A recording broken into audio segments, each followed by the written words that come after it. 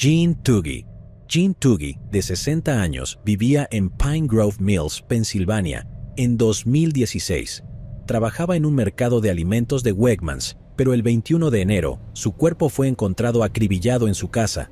Le habían disparado 2 veces con una pistola 9 milímetros. Estaba claro que ella no se quitó la vida. Sin embargo, no se llevaron nada de la casa y tampoco quedaron pruebas. La investigación inicial no arrojó ninguna pista real que pudiera ayudar a resolver el caso.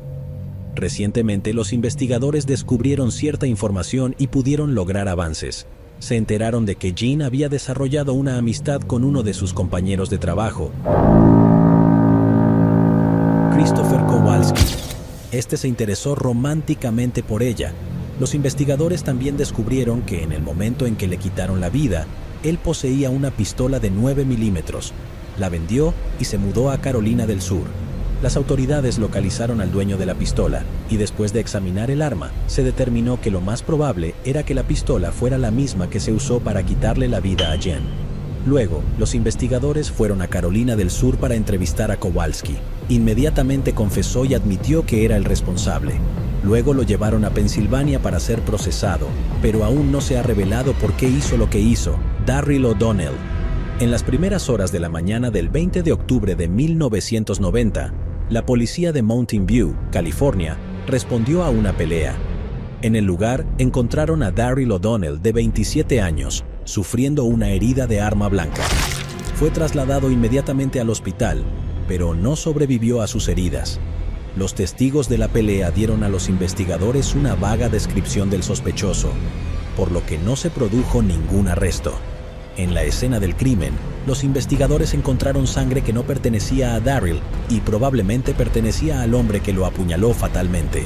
Recientemente, el sargento Dave Fisher presentó esa evidencia al laboratorio criminalístico del condado. Unas semanas más tarde, tenían un nombre vinculado por evidencia de ADN. Los funcionarios de la oficina del fiscal del distrito de Santa Clara revisaron el caso y el análisis. A finales de enero de 2021, aprobaron increíblemente el cierre del caso. Designaron al residente de Sunnyvale, John Snowgrass, como sospechoso oficial. Desafortunadamente, no se realizaron arrestos ya que John falleció en 2006. La hermana de Darryl, Lisa O'Donnell, agradeció a la policía de Mountain View en un comunicado. Esto trae una gran sensación de cierre para mí y mis seres queridos. Es simplemente increíble recibir esta noticia después de tantos años y estamos muy agradecidos por las oraciones contestadas. Darryl tenía el don de Dios de entretener y hablar con la gente. Tenía un gran sentido del humor y le encantaba hacer reír a la gente. Simplemente amaba la vida y a la gente le encantaba ser parte de su vida. El sargento Dave Fisher, que tuvo un papel muy importante que desempeñar en la resolución, dijo lo siguiente: siempre parece que hay una oportunidad más para intentar resolver un caso. Esto es por lo que trabajamos todos los días en esta unidad. Siempre es un pequeño consuelo poder ir a contárselo a una familia, por fin. Catherine Janeiro, de 20 años, vivía en Ontario, Canadá, en 1994. Tenía una hija de 2 años llamada Dawn. El 10 de octubre, Dawn se quedaba con sus abuelos, Dinora y Fernando Janeiro, en Toronto. Catherine estaba sola en casa. Durante el día, la amiga de Catherine llamó a la puerta. Al no recibir respuesta, entraron. En el sótano de su casa, sus amigos hicieron un descubrimiento sorprendente. Encontraron su cuerpo sin vida. La habían apuñalado numerosas veces. La policía de Barrie comenzó la investigación, pero entregó el caso a la Policía Provincial de Ontario en 1999. Después de una extensa investigación que no condujo a ningún arresto, la Policía Provincial de Ontario devolvió el caso a la Policía de Barrie en 2012. Los investigadores dijeron que reunieron cientos de pruebas y tomaron cientos de declaraciones de testigos como parte de la investigación a lo largo de los años. Es importante que cada pieza de información recibida sea siempre examinada de cerca. Nunca se sabe cuál contiene el detalle clave que está buscando, y en última instancia, conducirá a su equipo al arresto de la persona responsable, dijo el administrador del caso, el detective Kevin Scales. En 2014, los investigadores anunciaron que tenían bajo vigilancia a dos hombres que creían que tenían una conexión con el caso de Catherine. La hija de Catherine, Dawn, también habló en la conferencia de prensa. Ella contó a los medios cómo se enteró por primera vez de que le habían quitado la vida a su madre. Cuando tenía 6 años y mis abuelos estaban distraídos, estaba cambiando de canal, y fue entonces cuando me encontré con el episodio de Crime Stoppers. El episodio fue una recreación de una joven apuñalada en su apartamento. Tan joven como era, todavía recuerdo estar aterrorizada y triste por esta mujer y su familia. Momentos después, apareció en la pantalla una imagen de la víctima real sosteniendo a su hija y, en ese momento, me di cuenta de que era mi madre. Lo supe porque era la misma imagen que está en mi sala de estar hasta el día de hoy. Nunca he podido deshacerme del dolor y la confusión que inundaron mi mente esa noche. 7 años después, en enero de 2021, los detectives arrestaron a Robert Bruce McQueen, de 58 años, en relación con el caso. Peter León, portavoz de la policía de Barrie, dijo que fue arrestado sin incidentes mientras conducía un vehículo motorizado en el extremo sur de la ciudad de Barrie. Creo que se sorprendió porque se puede apreciar que han pasado 26 años. Eso es mucho mirar por encima del hombro, preguntándose si hoy será el día. Bueno, ayer fue el día, dijo León sobre el arresto. Se ha revelado que Catherine y Robert se conocían, pero la policía no dio más detalles. Tampoco dieron mucha información sobre lo que llevó al arresto de Robert, solo que el arresto se produjo después de una pista que recibieron en 2019. El 21 de enero, Robert hizo una breve aparición en la sala del tribunal de Barrie. También enfrenta cargos por conducir mientras estaba descalificado en agosto de 2020. No se sabe mucho sobre él, solo que vivió en Barrie la mayor parte de su vida. Trabajó en la construcción y otros trabajos ocasionales. Eso sí, estaba loco por programas como CSI y Ley y Orden. Claretta Gibbs. Claretta Gibbs, de 31 años, vivía en Fort Myers, Florida en 1984. Originalmente vivía en Tampa, pero se mudó a Fort Myers en 1979.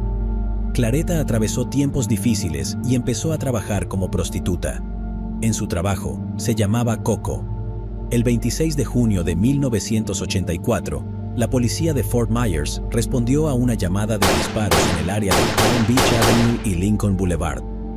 Terroríficamente, encontraron el cuerpo de Claretta en Lincoln Boulevard y la habían matado a tiros. En la escena del crimen, avistaron un trapo con el ADN del sospechoso, pero en ese momento las pruebas de ADN no eran comunes ni estaban muy avanzadas. Los testigos se acercaron y dijeron a la policía que vieron por última vez a Claretta entrar en un vehículo de 2 tonos, posiblemente una camioneta, justo antes de escuchar un disparo. El conductor fue descrito como un hombre blanco de unos 30 años, con cabello castaño o rubio oscuro, complexión delgada, aproximadamente 5 pies y 10 pulgadas de alto, y tez pálida. A pesar de la descripción detallada del sospechoso, los investigadores no pudieron identificarlo. El caso fue revisado en un informe especial de la edición de septiembre de 1994 del News Press. Concretamente, en el de los 16 casos sin resolver de prostitutas cuyas vidas fueron arrebatadas en el área de Fort Myers en los 20 años anteriores. En enero de 2017, los investigadores de la Unidad de Casos sin Resolver del Departamento de Policía de Fort Myers presentaron la evidencia de ADN que tenían del sospechoso del trapo ADN a Labs International para realizar más pruebas. Se obtuvo un perfil de ADN completo del sospechoso y se ingresó en CODIS, la base de datos nacional de ADN del FBI, pero no proporcionó ninguna coincidencia con ninguna muestra conocida.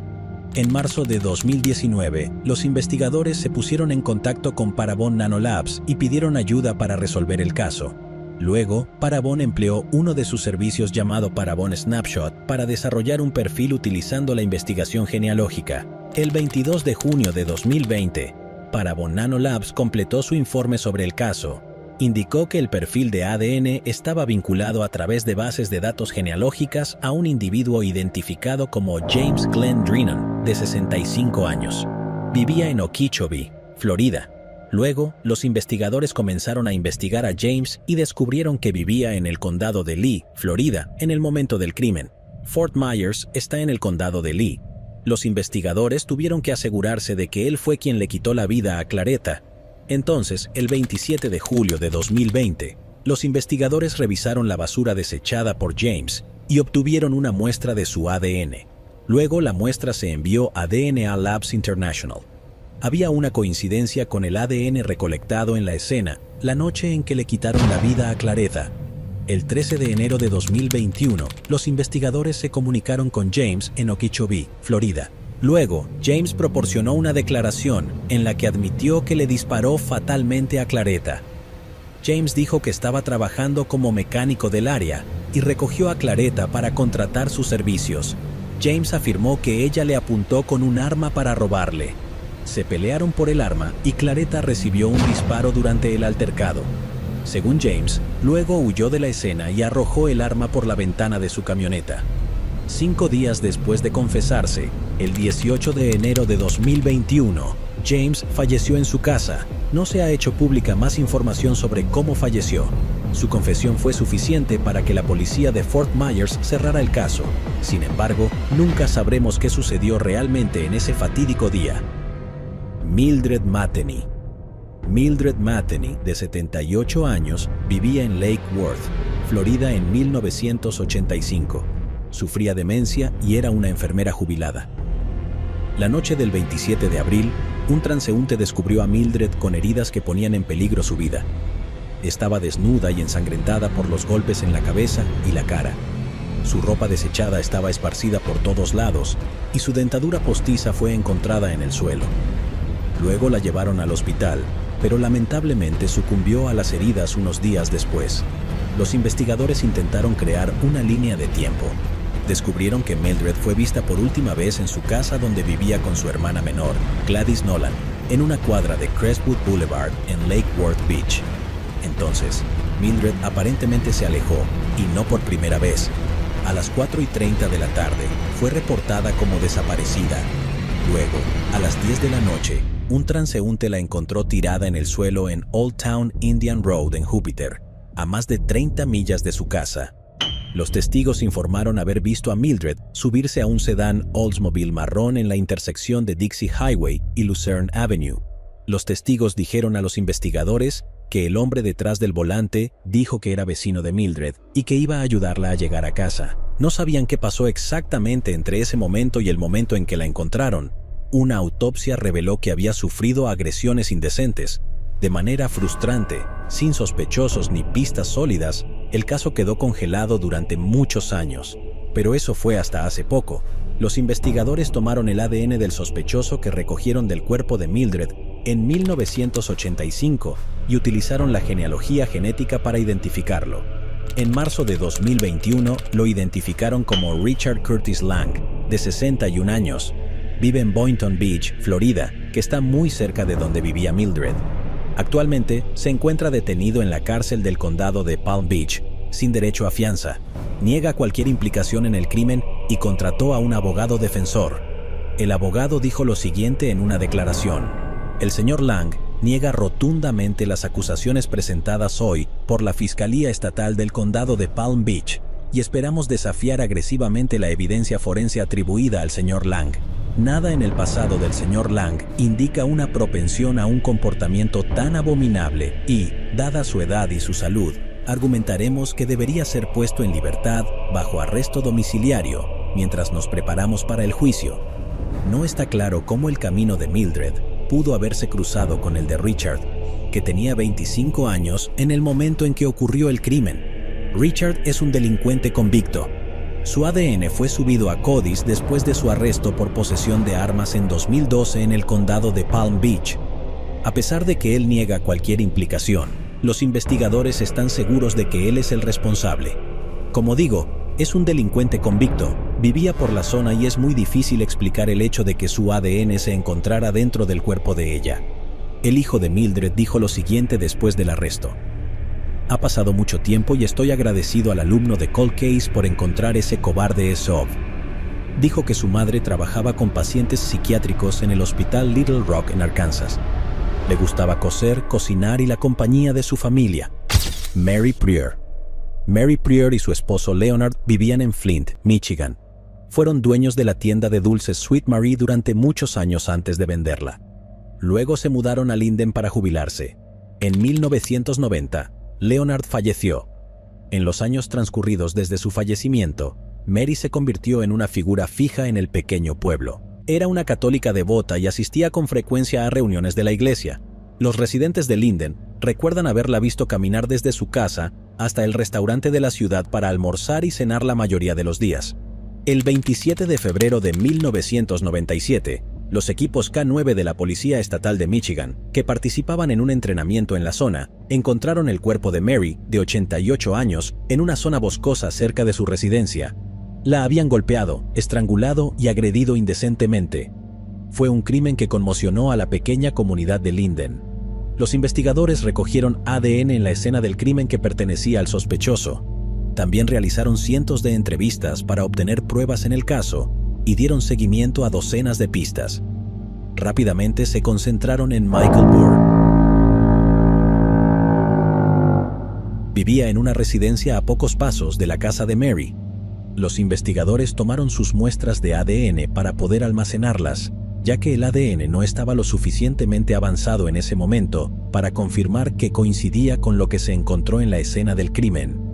Desafortunadamente, los investigadores no pudieron reunir pruebas suficientes para cumplir con el estándar de causa probable necesario para acusarlo en relación con el caso. Recientemente, el Departamento de Policía del Condado de Genesee se asoció con el Laboratorio Criminalístico de la Policía Estatal de Michigan para ayudar a resolver el caso. En noviembre de 2021, pudieron hacer coincidir el ADN encontrado en el lugar con el de Michael Burr. El fiscal del condado de Genesee, David Layton, dijo que la evidencia de ADN muestra una probabilidad de 1 entre 1.9 octillones de que Michael no fuera responsable de lo que le sucedió a Mary. En última instancia, lo que todos queremos aquí es un cierre para las familias de las víctimas, dijo. Queremos un cierre, porque cuando pierdes a un ser querido de una manera tan brutal, nunca lo olvidas. Nunca tienes un día tranquilo en el que no puedas dejar de pensar en ello. Michael se encuentra actualmente detenido en la cárcel del condado de Genesee, sin derecho a fianza. Ahora está programado para una audiencia de causa probable en el Tribunal de Distrito del Condado de Genesee el 24 de noviembre de 2021, cuando los fiscales expondrán las pruebas en su contra. Patricia Moreno, de 17 años, vivía en Malden, Massachusetts, en 1991. Vivía con su familia adoptiva en un apartamento en Henry Street. Esto incluía a su madre adoptiva y las 2 hijas adolescentes de la madre. A las 3 de la mañana del 20 de junio de 1991, la policía respondió a una llamada desde el apartamento donde vivía Patricia. Allí, la encontraron boca abajo en la escalera de incendios, con una sola herida de bala en la cabeza. Todavía respiraba, pero estaba gravemente herida. Luego, Patricia fue trasladada de urgencia al hospital, pero lamentablemente sucumbió a sus heridas. La familia adoptiva de Patricia y Rodney estaban en el apartamento en el momento en que le dispararon a Patricia. Cada uno de ellos afirmó que escuchó los disparos, pero no vio quién era el tirador. Rodney afirmó que estaba dormido en un sillón de la sala cuando lo despertó el sonido de los disparos. Luego, aparentemente caminó hacia la escalera de incendios y vio a Patricia. Después de eso, la madre adoptiva llamó como loca a la policía. Los investigadores descubrieron que Rodney poseía varias pistolas cerca del momento y había tenido un comportamiento amenazante hacia Patricia en las semanas previas a que le quitaran la vida. Si bien se entrevistó a muchas personas y se siguió a la policía, no se realizaron arrestos y el caso quedó congelado. En 2020, la unidad de casos sin resolver del fiscal del condado de Middlesex reconstruyó la posición de Patricia en la escalera de incendios. Los investigadores comenzaron a volver a entrevistar a los testigos y localizaron a un testigo que había estado fuera del país por un tiempo. Ese testigo vivía en el apartamento justo debajo del de Patricia en el segundo piso. Dijeron que los había despertado un ruido fuerte e inmediatamente miraron hacia la escalera de incendios. Proporcionaron una descripción de la persona que habían visto allí, que coincidía con la apariencia de Rodney. También dijeron que el hombre inmediatamente se retiró al apartamento y cerró la puerta.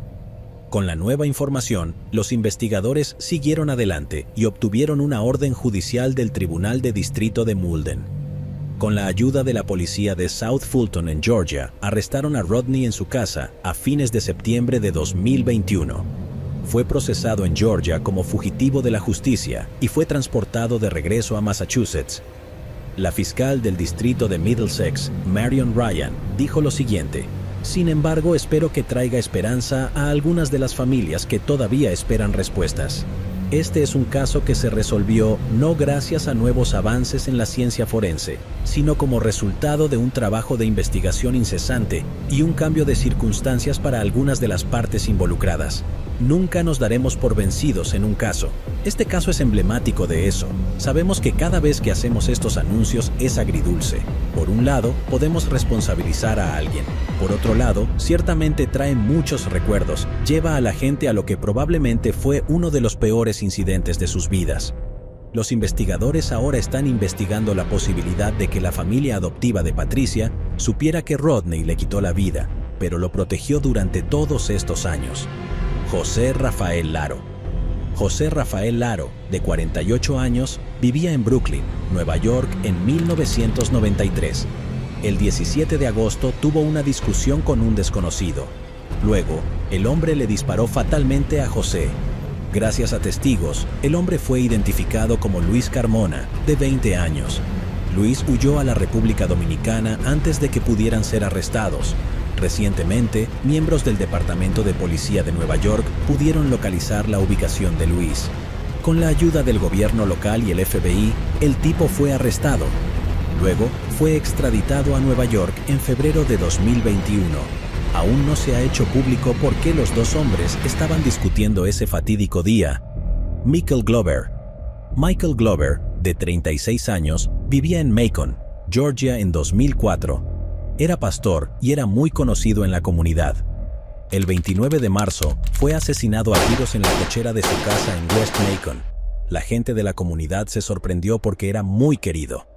Los investigadores recolectaron ADN del sospechoso del crimen y lo almacenaron para usarlo más tarde. Para la familia de Michael, la espera fue larga. Su padre, Willie Glover, describió a Michael como especial y único y daría la camiseta que llevaba para ayudar a cualquiera. Éramos una familia muy unida.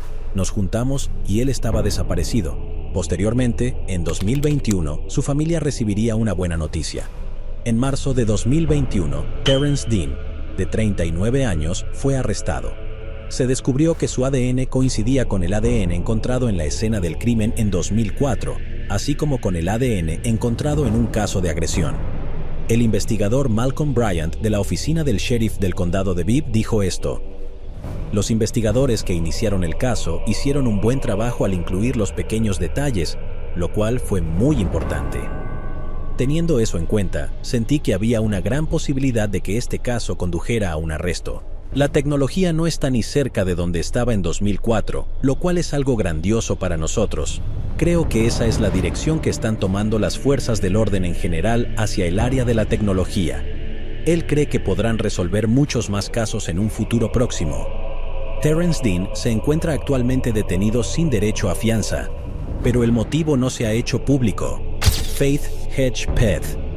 Faith Hedgepeth nació el 26 de septiembre de 1992 en el condado de Warren, Carolina del Norte. Ella era miembro de la tribu nativa americana Holly-Wasaponi. En la escuela secundaria, Faith fue una estudiante de honor, animadora y miembro de muchos clubes y organizaciones extracurriculares. Le fue tan bien que obtuvo la beca Gates Millennium para asistir a la Universidad de Carolina del Norte en Chapel Hill. En 2012, era estudiante de tercer año en la universidad. Faith vivía en un apartamento fuera del campus con su amiga Karina Rosario y el novio de Karina, Eric Tocoy Jones. La relación entre Karina y Eric se agrió y él tuvo que mudarse. Abusó de Karina y cuando intentó irrumpir en el apartamento, Faith y Karina acudieron a los tribunales para obtener una orden de protección que obligaba a Eric a mantenerse alejado de ellas. Eric realmente odiaba a Faith porque creía que ella era la razón por la que su relación con Karina no funcionó. En un momento, llamó a Faith y amenazó con quitarle la vida. Poco después de la medianoche del 7 de septiembre de 2012, Faith y Karina salieron de su apartamento para ir a un club nocturno en el centro de Chapel Hill llamado The Thrill. Poco después de las 2 de la madrugada, la pareja abandonó el club y se dirigió a casa. Esta fue la última vez que se vería a Faith con vida. A las 3 de la madrugada, Faith y Karina habían regresado a su apartamento. Una mujer que vivía debajo de ellas estaba despierta, viendo la televisión, y dijo que escuchó ruidos de golpes. Ella lo describió como similar a una bolsa pesada que se cae o un mueble que se vuelca. Por esta época, se accedió a la cuenta de Facebook de Faith. A las 3:40 de la mañana, se envió un mensaje de texto desde el teléfono de Faith al de Brandon Edwards, un exnovio suyo. Ella le pidió que viniera, pero él no respondió. El registro telefónico de Karina mostró que ella también estaba intentando llamar a Brandon aproximadamente al mismo tiempo. Cuando Brandon no respondió, Karina llamó a un compañero estudiante de Chapel Hill de la Universidad de Carolina del Norte, Jordan McRae. A las 4:25 de la mañana salió del apartamento para subirse al coche de Jordan, pero dejó la puerta del apartamento abierta. 6 horas después, a las 10:30, Karina intentó llamar a Faith, pero no obtuvo respuesta. Karina luego llamó a otra amiga, Marisol Rangel, quien la llevó de regreso a Faith al departamento de Karina. En el apartamento del dormitorio de Faith, Karina y Marisol hicieron un descubrimiento sorprendente. Encontraron el cuerpo de Faith envuelto en una colcha. La habían golpeado salvajemente. Luego, llamaron al 911 para informar a la policía. Una autopsia reveló que Faith sufrió un traumatismo contundente en la cabeza. Recuerden que ella tenía apenas 19 años. En la escena del crimen, los investigadores pudieron recolectar ADN masculino y usarlo para desarrollar un perfil de ADN. El exnovio de Karina y ex compañero de cuarto de Faith, Eric Jones, pronto se convirtió en un fuerte sospechoso. Los investigadores se enteraron de su historial de violencia doméstica y sus amenazas contra Faith. También se reveló que justo antes del crimen, le envió un mensaje de texto a un conocido pidiéndole perdón por lo que estoy a punto de hacer. Después del crimen, cambió el banner en su página de Facebook para que dijera: «Querido Señor, perdóname por todos mis pecados y los pecados que pueda cometer hoy. Protégeme de las chicas que no me merecen». Los investigadores solicitaron una muestra de ADN a Eric. Después de cierta resistencia, accedió. Sorprendentemente, su ADN no coincidía con la muestra del apartamento y se descartó como sospechoso. Entre las pruebas encontradas en la escena del crimen, se encontraba una nota escrita con bolígrafo en una bolsa de papel blanca. Se cree que la persona que le quitó la vida a Faith escribió la nota. Una amiga de la joven compartió con la policía una larga conversación cuando Faith Puckett llamó a una amiga la noche en que perdió la vida. En 2016, Parabon Nanolabs creó una imagen de cómo era el sospechoso utilizando su ADN. Basándose en su ADN, Parabon también pudo decir que la mayoría de sus marcadores genéticos indicaban que tenía ascendencia mexicana, colombiana e ibérica. El 16 de septiembre de 2021, el Departamento de Policía de Chapel Hill arrestó a Miguel Seguero Olivares, de 28 años, en relación con el caso. Vivía en Durham, Carolina del Norte, cerca de donde vivía Faith. En agosto de 2021, Miguel fue arrestado por conducir en estado de ebriedad en el condado de Wake. Se tomó su ADN y fue entonces cuando los investigadores notaron que este coincidía con la muestra de ADN masculino encontrada en la escena del crimen en 2012. Durante la conferencia de prensa de la policía, la madre de Faith, Connie Hedgepeth, dijo que lloró lágrimas de alegría después de enterarse del arresto.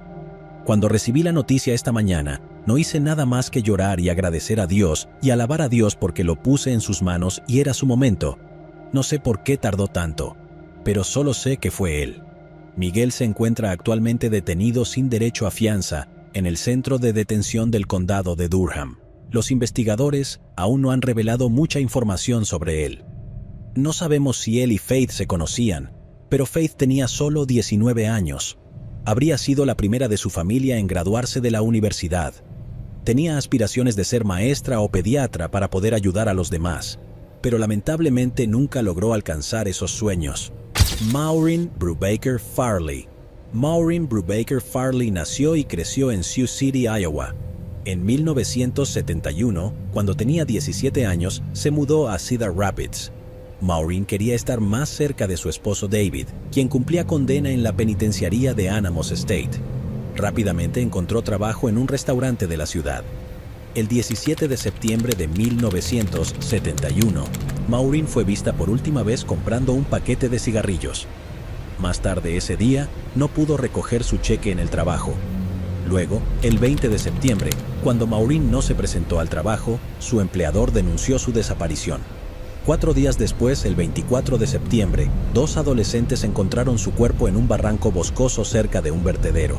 Su cuerpo estaba encima del baúl de un carro chatarra abandonado. Los 2 niños al principio creyeron que era una mujer durmiendo, por lo que continuaron camino abajo para cazar. Al regresar al auto abandonado, decidieron mirar más de cerca. Fue entonces cuando notaron la decoloración en su cuerpo. Corrieron de regreso a casa para informar a la policía de lo que habían encontrado. Una autopsia reveló que falleció a causa de una fractura de cráneo tras recibir un golpe en la cabeza. Los investigadores notaron que había señales claras de que la habían llevado y colocado aquí en la escena del crimen, después de que su vida fuera llevada a otro lugar. En la escena del crimen, los investigadores también pudieron recolectar pruebas de ADN pertenecientes al sospechoso.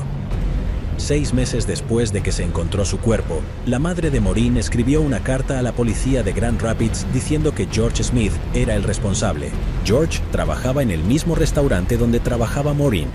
También trabajaba en una licorería cerca de su apartamento. La policía lo entrevistó, pero no tenía pruebas para acusarlo a él ni a nadie más, por lo que el caso quedó congelado. Recientemente, en 2021, la unidad de casos sin resolver del Departamento de Policía de Cedar Rapids echó otro vistazo al caso. Tomaron el ADN encontrado en la escena del crimen que pertenecía al sospechoso y crearon un perfil de ADN. Luego lo probaron para ver si coincidía con el ADN de George Smith, y así fue. El único problema fue que George falleció en 2013 a la edad de 94 años. Lisa, la hermana menor de Maureen, dijo que sintió muchas emociones, incluido alivio y cierre. También dijo que ella y su familia están satisfechos con las pruebas. Cada vez que alguien dejaba este mundo, mi mamá decía, bueno, ahora están en el cielo con Maureen. Deben ser felices y saben las respuestas. Simplemente no quería esperar tanto. No quería que esperáramos hasta ir al otro mundo. Quería respuestas en este mundo. El jefe de policía Wayne Germain dijo esto en un comunicado. No importa cuánto tiempo haya pasado, nuestros agentes están comprometidos a buscar justicia para todas las víctimas de delitos violentos, así como para sus familias.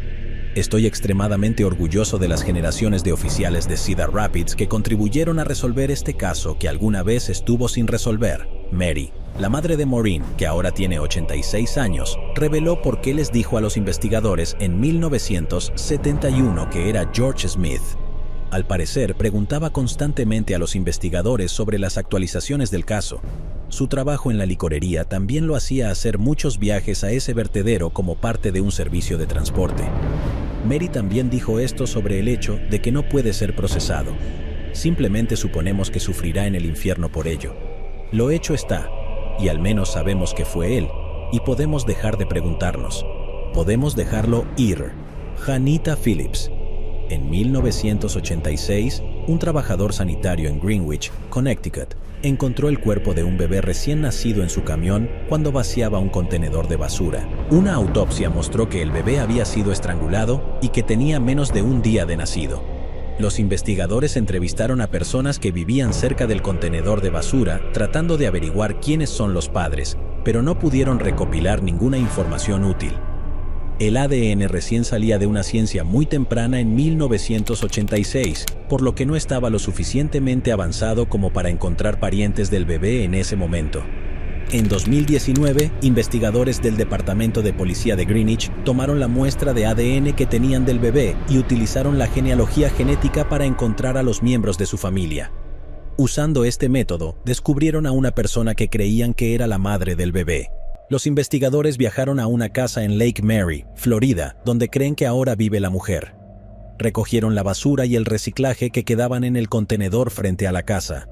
De estos elementos obtuvieron una coincidencia de ADN. Demostraron que la mujer es efectivamente la madre del bebé, la mujer de Janita Phillips, de 62 años. Los investigadores decidieron entrevistarla. Luego confesó. Janita dijo que mantuvo el embarazo en secreto para todos. Dio a luz a un bebé en su apartamento, lo estranguló y luego lo dejó en una bolsa en el contenedor de basura afuera del edificio en Greenwich, Connecticut. Los documentos judiciales muestran que en 1986, Janita fue entrevistada, pero luego negó tener conocimiento de lo sucedido y se negó a hacerse un análisis de sangre. en la declaración de Janita a la policía, escribió que sabía que su marido no quería tener más hijos y que tenía grandes sueños de convertirse en diseñador de moda. No quería arruinar sus sueños y caer en la madriguera de tener un montón de hijos y estar atrapado con facturas y no poder cuidar de ellos o lograr alcanzar sus sueños, se lee en parte de la declaración. El ADN también ha confirmado que el marido de Janita es el padre del bebé. Según ella, él no tenía conocimiento de lo que ella hacía. La abogada Lindy Urso representa a Janita y dice que su cliente está devastada por ese momento de su vida. Ella superó lo que pasó aquí y vivió una vida estelar, nunca fue arrestada. Esta es la primera vez que la arrestan, ha formado una familia y ha estado casada todo este tiempo. Ella ha estado trabajando constantemente durante 30 años en la misma industria, dijo Urso. Parece que Lindy Urso no tiene ningún problema con lo que hizo Janita. Me parece bastante irónico que Janita fuera atrapada porque el ADN que dejó en la basura coincidía con el ADN del bebé que también dejó en la basura. Candice Rogers. Candice Rogers, de 9 años, vivía en Spokane, Washington en 1959. Sus amigos y familiares la llamaban Candy. Candy era miembro de Campfire Girls, un grupo de jóvenes centrado en actividades al aire libre. El 6 de marzo de 1959, regresó a casa de la escuela, jugó con su perro, comió una galleta y luego se dispuso a vender mentas para fogatas en su vecindario. Cuando Candy no regresó al anochecer, su abuelo, su madre, sus amigos y sus vecinos comenzaron a buscarla. Durante los días siguientes, miles de personas comenzaron a buscarla. Esto incluía infantes de marina, aviadores y aviones militares. Lamentablemente, un helicóptero de la Fuerza Aérea involucrado en la búsqueda se estrelló y los 3 tripulantes fallecieron. El 21 de marzo de 1959, 15 días después de que Candy fuera vista por última vez, 2 aviadores fuera de servicio que cazaban en el bosque a unas 7 millas de su casa, notaron un par de zapatos de niño. Los 2 hombres informaron a la policía sobre su hallazgo. A la mañana siguiente, cuando se registró esa zona, se encontró el cuerpo de Candy. La habían agredido indecentemente y la estrangularon con una prenda de su propia ropa. Fue un crimen que sacudió a Spokane. Llegaron cientos de pistas, pero los investigadores no pudieron identificar a la persona que le quitó la vida a Candy. Todo lo que tenían era el ADN del sospechoso encontrado en la escena del crimen. El sargento Zach Stormont del Departamento de Policía de Spokane describió el caso de la siguiente manera. Recientemente, con los avances en la tecnología del ADN, los investigadores pudieron crear un perfil de ADN a partir de la evidencia encontrada en la escena del crimen en 1959. Luego hicieron uso de la genealogía genética y encontraron un familiar del sospechoso. Luego los investigadores entrevistaron al familiar y tomaron su muestra de ADN. Posteriormente, en 2021, los investigadores revelaron que creen que John Ray Hoff es el hombre que le quitó la vida a Cindy. John creció en Spokane y tenía antecedentes por delitos menores. Cuando tenía 17 años, se unió al ejército y sirvió en Corea. En 1959, cuando le quitaron la vida a Candy, él tenía 20 años y vivía aproximadamente a 1 milla de su casa. En 1961, fue declarado culpable de agarrar a una mujer y atarla antes de estrangularla. La mujer sobrevivió y John cumplió 6 meses de cárcel. Como resultado de la condena, fue dado de baja del ejército. Luego, John vendió cubiertos y trabajó en un almacén de madera. También se casó y tuvo hijos. En 1970, a la edad de 31 años, se quitó la vida. Para asegurarse de que John sea responsable del crimen, los investigadores exhumaron sus restos. Fue enterrado en el mismo cementerio que Candy. Después de algunas pruebas de ADN más, se confirmó que John es el responsable en noviembre de 2021. Los investigadores no están seguros de si John conocía a Candy, pero encontraron una conexión. La hermanastra de John también era una chica de fogata que sirvió como hermana mayor de Candy en el programa. Si bien la identificación trajo cierto alivio a los familiares sobrevivientes de Candy, fue angustioso para el sargento Stormont tener que decirle a la viuda de John y a sus 4 hijos que él es responsable de un crimen tan atroz. Kathy, la hija de John, cuyo ADN se utilizó para vincular a su padre con el crimen, dijo que sintió incredulidad, enojo y tristeza al saber que su padre había sido identificado como el sospechoso. Ella tenía 9 años cuando él se quitó la vida. Es realmente triste descubrir que alguien, ni siquiera tu padre, sino alguien de tu familia, pueda hacer algo así. Lamento muchísimo lo que hizo mi papá, que le quitó la vida de manera horrible. Espero que le dé paz saber que, aunque en realidad no es justicia porque él no recibe ningún castigo, pero que su nombre tiene eso ahora y pueden saber que está resuelto. Janet Love. Janet Love, de 32 años, vivía en Bedford, Texas, en 1986. Creció en una familia numerosa en Luisiana, pero se dirigió a Texas cuando encontró trabajo como agente de boletos para Delta Airlines. El 23 de abril de 1986, Janet estaba trabajando en el turno de las 3 de la tarde a medianoche en el Aeropuerto Internacional de Dallas-Fort Worth. A partir de entonces, regresó a su apartamento en Bedford. Al día siguiente, 24 de abril, no se presentó a trabajar. Dos de sus compañeros de trabajo que estaban preocupados entraron a su apartamento para ver cómo estaba. Dentro de su apartamento encontraron el cuerpo de Janet. La habían agredido indecentemente y le habían disparado. Los investigadores recogieron pruebas de ADN de su cuerpo que pertenecían al sospechoso. También entrevistaron a mucha gente, pero no obtuvieron ninguna pista útil. Recientemente, el ADN se utilizó para crear un perfil de ADN. Luego se envió al sistema combinado de índice de ADN, pero no se pudieron establecer coincidencias. Luego, los investigadores decidieron enviar el ADN a la Universidad del Norte de Texas, en el condado de Denton, donde el Centro de Identificación Humana de la escuela utilizó la genealogía genética para identificar al sospechoso. Posteriormente, en septiembre de 2021, lo identificaron como Ray Anthony Chapa. También lo vincularon con varios otros delitos. Los investigadores descubrieron que vivía en un complejo de apartamentos vecino a menos de 1000 pies de distancia de Janet, pero hasta donde sabían, Ray y Janet no se conocían antes de que él le quitara la vida.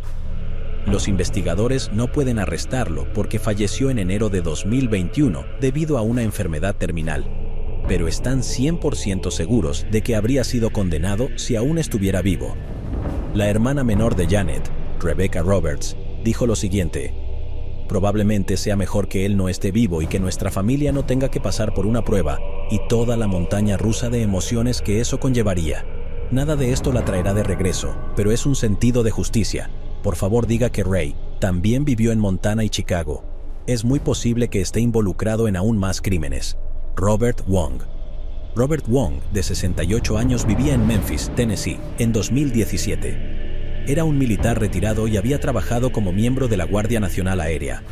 Le habían diagnosticado cáncer y estaba recibiendo tratamiento. El 23 de noviembre de 2017, Robert esperaba pasar el Día de Acción de Gracias con su familia, pero no se sentía bien. Luego, su familia fue a un restaurante asiático para comer el Día de Acción de Gracias mientras él se quedaba en casa. Cuando su familia regresó a casa, vieron que su minivan Honda Odyssey azul había desaparecido, lo cual era extraño porque su enfermedad le impedía conducir. Luego, su familia encontró el cuerpo de Robert en el suelo. Le habían disparado mortalmente. Debido a su vehículo robado, los investigadores creen que fue un robo que salió mal. El vehículo fue encontrado al día siguiente a pocos kilómetros de su casa, pero no había pistas que condujeran a ningún sospechoso. El caso quedó congelado hasta hace poco. Nuevas pruebas y entrevistas con testigos llevaron a los detectives a Dallas Perkins, de 19 años. Actualmente cumple una condena de 7 años de prisión sin relación alguna por robo agravado. Dallas tenía solo 15 años cuando le quitó la vida a Robert. En noviembre de 2021, fue arrestado y acusado en relación con el caso. Está acusado de ser menor de edad y ahora está a la espera de juicio. Kim Bryant, de 16 años, vivía en Las Vegas, Nevada en 1979. Asistió a Western High School. El 26 de enero de 1979 empezó siendo normal para Kim cuando iba a la escuela. Luego, fue al restaurante Dairy Queen cerca de North Decatur Boulevard. Más tarde ese mismo día, cuando no regresó a casa, su familia se preocupó y llamó a la policía. Entonces se inició una extensa búsqueda de Kim. Casi un mes después, el 20 de febrero de 1979, el cuerpo de Kim fue encontrado en el desierto. Había sido agredida indecentemente. Los investigadores recogieron pruebas de ADN pertenecientes a la sospechosa de su cuerpo, pero no pudieron hacer una identificación. A lo largo de los años, varios detectives trabajaron en el caso, pero no pudieron resolverlo hasta hace poco. los investigadores recibieron una donación privada que les permitió enviar la muestra de ADN del sospechoso a Ortham Incorporated y pagar las pruebas de ADN. Ortham es un laboratorio con sede en Texas. Realizaron una investigación genealógica sobre la muestra. Sus pruebas llevaron a que un familiar del sospechoso accediera a dar una segunda muestra.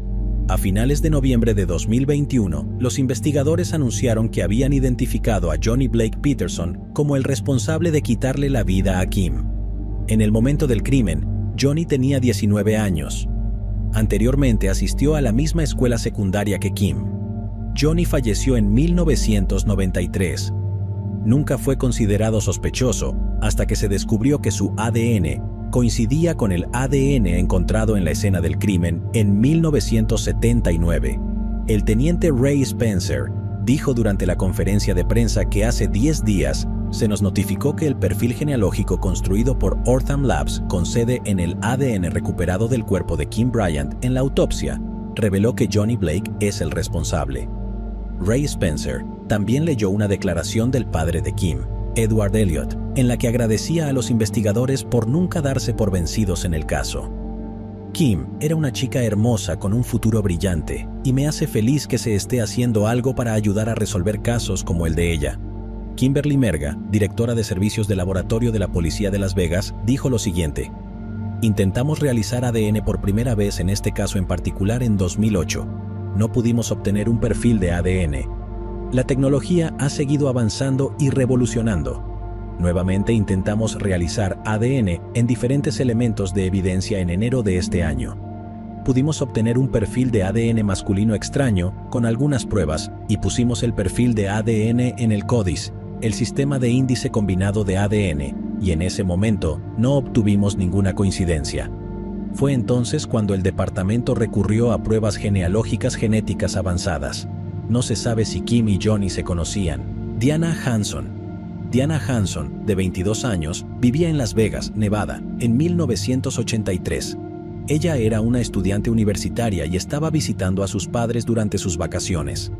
A las 4:30 de la tarde del 30 de diciembre, salió de la casa de su familia para salir a hacer su jogging diario. Cuando ella no regresó, sus padres se preocuparon y llamaron a la policía.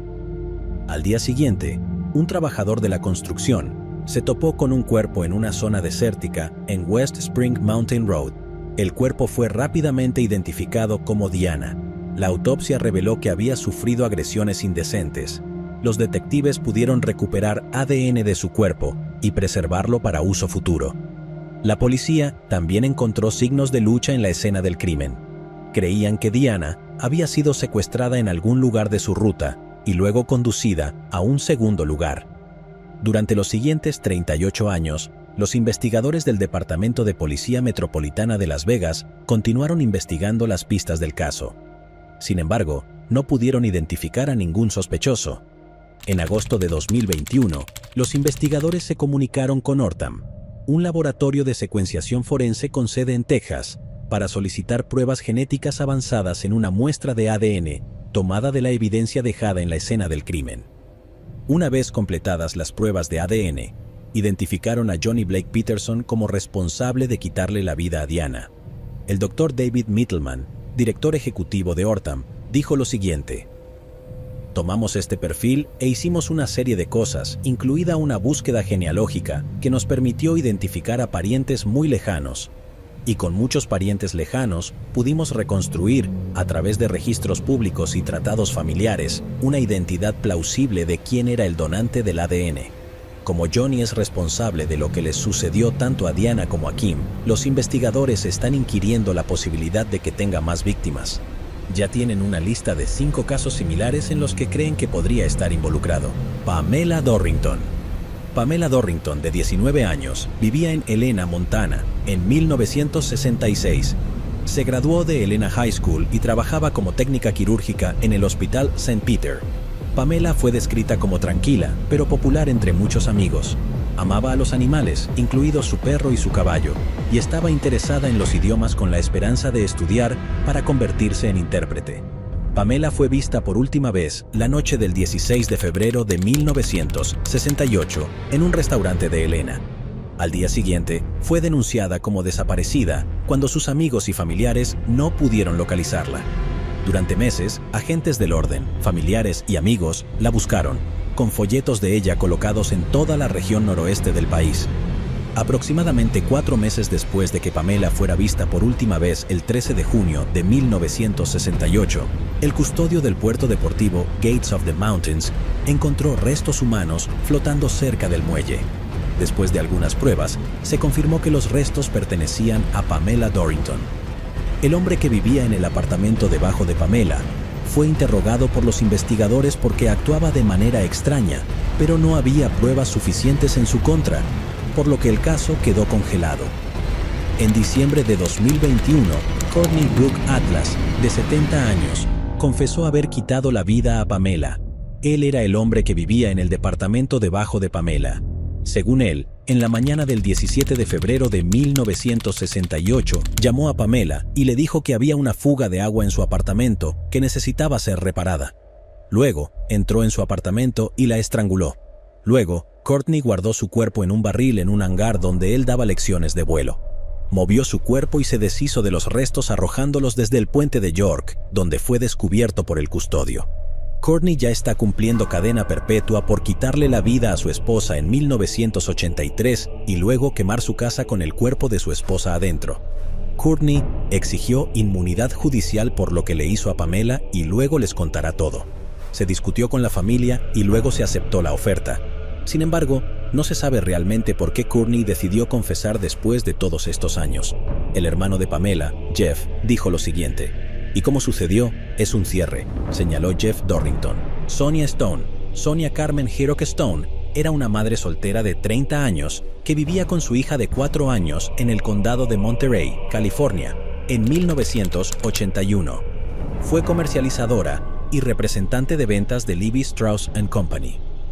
El 15 de octubre de 1981, una amiga de Sonia, Colleen McBride, llamó a la puerta de su casa. Cuando Sonia no respondió, McBride entró. Fue entonces cuando encontró el cuerpo parcialmente vestido de Sonia tirado en el suelo de su sala de estar. La habían estrangulado con unas medias. Se recogieron varias pruebas de ADN de la escena del crimen para utilizarlas más adelante. Los investigadores decidieron hacer una cronología del crimen. Creían que le habían quitado la vida mientras su hija pequeña estaba en la escuela. Fue alrededor del mediodía cuando encontraron su cuerpo. Poco después de que ocurriera el crimen, un hombre dijo a los investigadores que tenía un amigo que admitió haber estado dentro de la casa de Sonia la mañana en que le quitaron la vida. El amigo es Michael Glazebrook, vecino de Sonia. Un día después de que ocurriera el crimen, los investigadores decidieron entrevistar a Michael. Vieron que tenía un rasguño en la cara y estaba sumamente nervioso. El 18 de diciembre de 1981 fue detenido en relación con el caso. En 1983 fue juzgado, pero el jurado no pudo ponerse de acuerdo sobre su inocencia o culpabilidad. Los fiscales desestimaron el caso tras un juicio nulo. A principios de la década de 1980, las pruebas de ADN estaban muy lejos. Se encontró sangre debajo de las uñas de Sonia, pero los técnicos del laboratorio solo pudieron decir que no le pertenecía. En 2020, los investigadores decidieron reexaminar el caso. Probaron nuevamente la evidencia de ADN que habían recolectado en 1981. Luego pudieron crear un perfil de ADN. Como todavía creían que Michael Glazebrook estaba involucrado, recogieron su muestra de ADN. Después de algunas pruebas más, se confirmó que Michael es el responsable de quitarle la vida a Sonia. Michael, de 65 años, fue arrestado en su casa en Seaside, California, en agosto de 2021. Trabajó como conductor de autobús escolar, lo cual es simplemente aterrador. Michael ahora se encuentra en la cárcel del condado de Monterey, donde se encuentra detenido bajo fianza, fijada en $1 millón. Kathy Hicks. Kathy Ornette Hicks, de 25 años, vivía en Atlanta, Georgia, en 1982. Era empleada de Delta Airlines. En septiembre, Kathy estaba de visita en Hawái para participar en un torneo de softball de la empresa. Se alojaba en el hotel Iwikai. Kathy fue vista por última vez por sus compañeros de trabajo el 19 de septiembre a la 1:30 de la mañana. Fue vista con un hombre llamado Tommy.